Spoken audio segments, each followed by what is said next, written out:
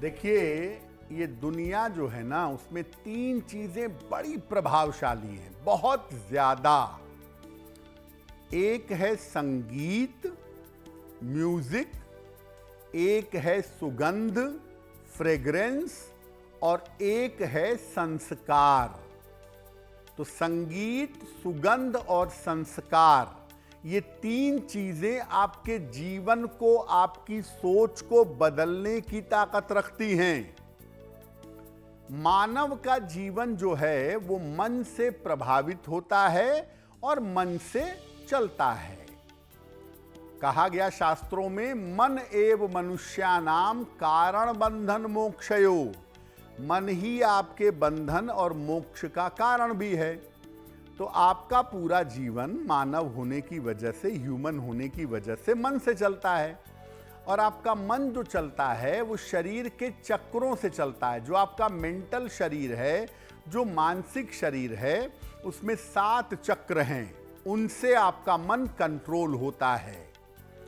दुनिया में 3 चीजें ऐसी हैं जो चक्रों पर असर डाल देती हैं। एक है रंग, एक है सुगंध और एक है शब्द, यानी मंत्र। हर व्यक्ति का जो मन है उसकी अलग अलग अवस्था है। हर आदमी का मन बिल्कुल अलग है। परमहंस योगानंद की एक बड़ी फेमस पुस्तक है, ऑटोबायोग्राफी ऑफ योगी।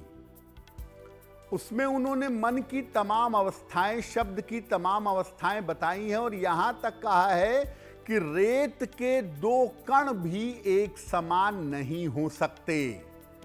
तो हर व्यक्ति का जो मन है वो बिल्कुल अलग अलग है। तो आपके मन को पहले पकड़ा जाए और मन के हिसाब से अगर सुगंध का प्रयोग किया जाए तो मन की समस्याएं दूर की जा सकती हैं।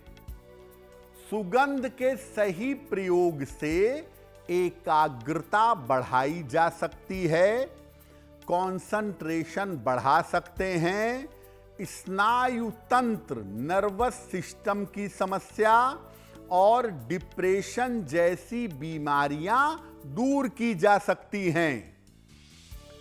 सुगंध हमारे काम करने और विचार करने की क्षमता पर असर डालता है, हमारे सोचने पर असर डाल देता है।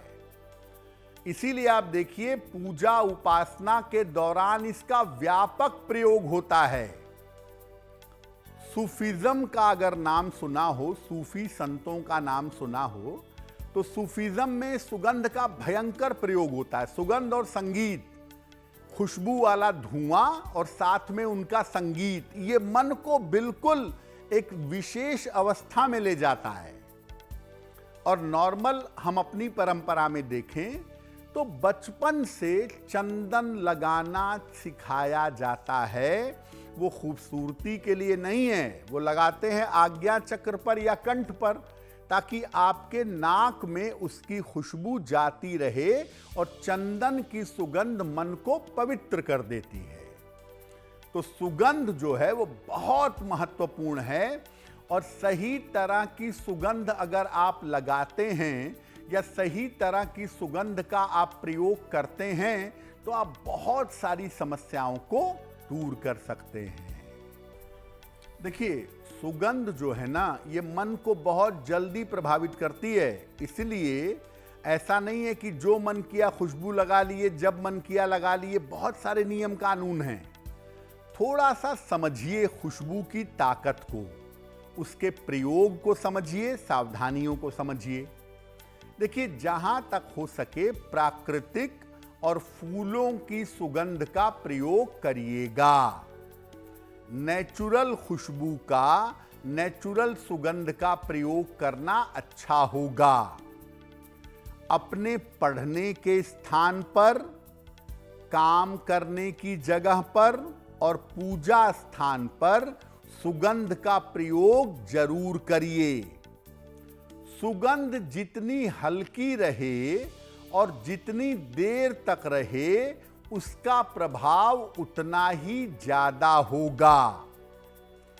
अगर आपको शरीर पर सुगंध लगानी है तो आप अपनी कलाइयों में लगाएं, गर्दन के पीछे लगाएं और अपनी नाभि पर लगाएं। जल में भी सुगंध डाल करके आप स्नान कर सकते हैं और आपको लाभ हो सकता है। खास तौर से जो छोटे बच्चे बचपन में बार बार बीमार पड़ते हैं, बार बार छोटे बच्चों को नजर लग जाती है, उनके नहाने के पानी में 1 ढक्कन 2 ढक्कन गुलाब जल डाल दिया जाए और उस पानी से नहलाया जाए तो उनको निगेटिव एनर्जी परेशान नहीं करेगी। जो लोग विद्यार्थी हैं या जिनकी शादी नहीं हुई है, अविवाहित हैं, उनको केवल चंदन की सुगंध का प्रयोग करना चाहिए, क्योंकि चंदन की सुगंध बड़ी पवित्र, बड़ी प्राकृतिक होती है और ये भावनाओं को एक्सिलरेट नहीं करती, भावनाओं को बढ़ाती भड़काती नहीं है। ये आपके मन को, दिलो दिमाग को, सोच को, चित्त को शांत कर देती है। देखिए, जहां भी आप काम करते हैं, ऑफिस में, अपने बिजनेस में, नौकरी में, वहां पर अगर आप सुगंध का सही प्रयोग करें तो आप ज्यादा मन लगा के बेहतर काम कर पाएंगे। आपकी एकाग्रता ज्यादा बेहतर होगी। कैसे करें? काम के शुरू करने के पहले वहां पे छोटी सी धूप बत्ती जला लें या एक रुई में सुगंध लगा के वहां टेबल पर अपने रख दें ताकि उसकी खुशबू आती रहे। और अगर अगरबत्ती या धूप बत्ती जलाई है तब आप पूजा करना शुरू करें। जब उसकी धुआं खत्म हो जाए उसका, तब आप पूजा भी कर सकते हैं या अपना काम करना शुरू करें। काम की जगह पे, पूजा के स्थान पे या जहां पे आपको कंसंट्रेशन की, एकाग्रता की ज्यादा आवश्यकता है, इन स्थानों पर चंदन की सुगंध या गूगल की सुगंध लगाना ज्यादा बेहतर होता है। अगर आप चंदन की सुगंध का या गूगल की सुगंध का प्रयोग करें तो निश्चित रूप से आपकी एकाग्रता बेहतर होगी। अब आप अपनी हेल्थ को अच्छा करना चाहते हैं। देखिए, स्वास्थ्य बेहतर होता है पहले मन जब ये समझ लेता है कि मैं ठीक हो जाऊंगा, मेरा मन ठीक हो जाएगा, तो आदमी स्वस्थ होना शुरू हो जाता है। तो आप क्या करें जिससे आपका स्वास्थ्य अच्छा हो, आपका मन अच्छा हो? शयन कक्ष में, बेडरूम में और नहाने के दौरान गुलाब या मोगरे की सुगंध का प्रयोग करें। गुलाब की सुगंध थोड़ी तेज होती है और उसका प्रभाव बहुत जल्दी मन को काम डाउन कर देता है। सोने के पहले नाभि पर भी सुगंध का प्रयोग करें। तेज सुगंध बेडरूम में प्रयोग मत करिएगा। अगर गुलाब ही करना है तो थोड़ी हल्की क्वालिटी का सेंट जिसकी खुशबू देर तक रहे लेकिन बहुत तेज ना हो। हाँ, नहाने के पानी में आप तेज सुगंध मिला करके नहा सकते हैं। तो अगर आप ऐसा करें, सुगंधित जल से स्नान करें, बेडरूम में भी जहां आप सोते हैं वहां हल्की खुशबू आती रहे, तो ऐसा करने से आपके मन को बड़ा आराम मिलेगा और धीरे धीरे आपका स्वास्थ्य बेहतर होना शुरू हो जाएगा। देखिए, बहुत बार ऐसा होता है ना कि घर में घुसते हैं, मन परेशान हो जाता है, मन उदास हो जाता है या घर में अच्छा फील नहीं होता, बार बार दुख का अनुभव होता है, यानी आपके घर में निगेटिव एनर्जी है, नकारात्मक ऊर्जा है। सुगंध के प्रयोग से आप नकारात्मक ऊर्जा को दूर कर सकते हैं। कैसे? घर में सुबह और शाम लोबान जलाइए। एक मिट्टी के पात्र में, मिट्टी के दीपक में या मिट्टी की हांडी में रखकर लोबान जलाइए और पूरे घर में उसका धुआं घुमाइए और बाद में उसको घर के बीच में रखिएगा। पूरा धुआं चारों तरफ फैले। थोड़ा सा ही जलाइएगा, ज़्यादा धुएं की ज़रूरत नहीं है, थोड़ा थोड़ा धुआं चारों तरफ जाना चाहिए। ऐसा करने से आपके घर की हर प्रकार की नकारात्मक ऊर्जा दूर होगी।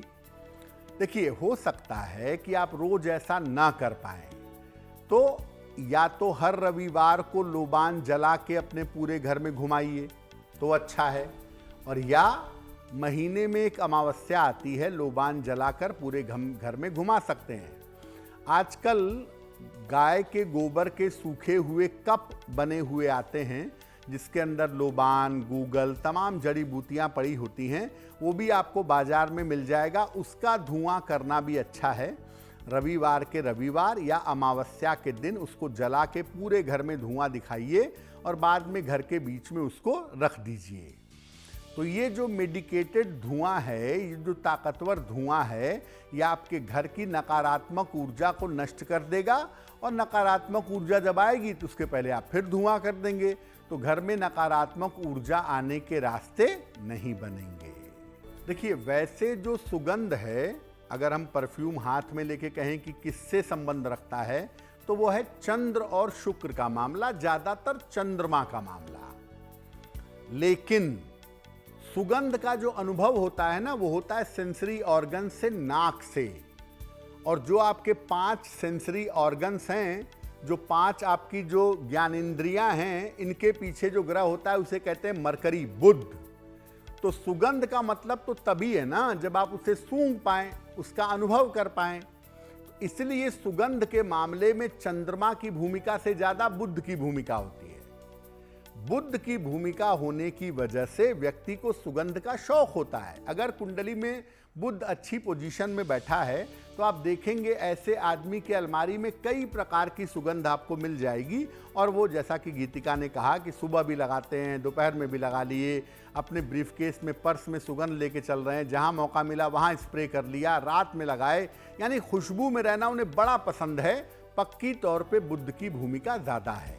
एक बड़ी इंटरेस्टिंग बात भी है, जैसे मान लिया आपकी शनि की दशा चल रही है, तो शनि की दशा का सुगंध से कोई लेना देना नहीं है। तो शनि की दशा में जैसे आप हैं वैसे ही रहते होंगे, कभी लगाया कभी नहीं लगाया, या महीनों नहीं लगाया। लेकिन जैसे ही शनि के बाद बुध की दशा आने लगती है ना, तो बुध की दशा की शुरुआत होने के साथ ही आदमी सुगंध को पसंद करने लगता है। कोई आदमी अगर बहुत सुगंध लगाता है, आंख मूंद के कह दीजिए कि देखो, या तो तुम्हारा बुध प्रबल है, या तो तुम्हारी बुध की महादशा या अंतरदशा चल रही है। अगर ऐसा है तो आदमी को सुगंध लगाने का चस्का होगा। और अगर ऐसा कभी नहीं था कि कभी जिंदगी में सुगंध नहीं लगाया, एकदम से सुगंध लगाना शुरू कर दिया, तो इसका मतलब है उसकी बुध की दशा आ गई है और इसी वजह से वो सुगंध की तरफ आकर्षित हो रहा है। अगर आप मुझसे जुड़ करके अपनी समस्याओं का समाधान चाहते हैं और चाहते हैं कि आपकी समस्याओं को ज्योतिष के माध्यम से सुलझाया जाए, तो आप हमसे संपर्क कर सकते हैं, जुड़ सकते हैं एस्ट्रो तक पर।